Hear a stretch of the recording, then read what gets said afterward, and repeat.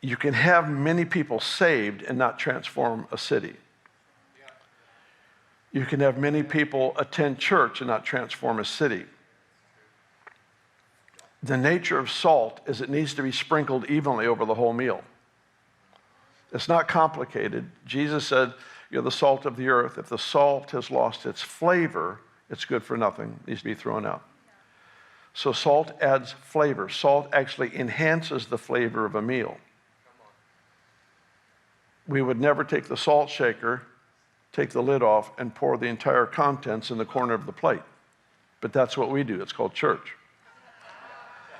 We make sure that we huddle together and stay together because we don't trust the righteousness of Christ in us enough to allow ourselves to be sprinkled throughout society. Now that's changing, so that statement is not entirely true because we've been working on that, but that's our history. Our history has been we're afraid of being contaminated, and so here we are in the corner of the plate. And what this pandemic has done is it's put us into a position, forced us to learn what the real strength of the church is. I love the thousands that gather. I love it so much, and I miss it really big. I love to gather, but there's a prophetic direction set in the corporate gathering.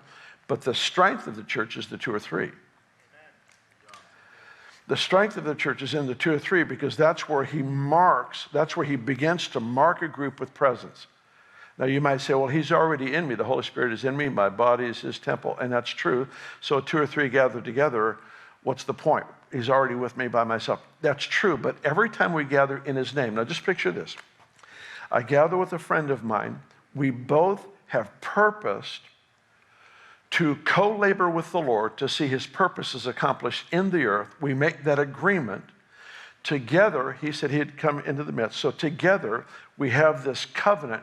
We will live in and abide in this presence of God. And we will learn to pray from the abiding presence to see his purposes accomplished in the earth. We're not talking about just a casual gathering. We're talking about the intentional gathering of people that say, you know what?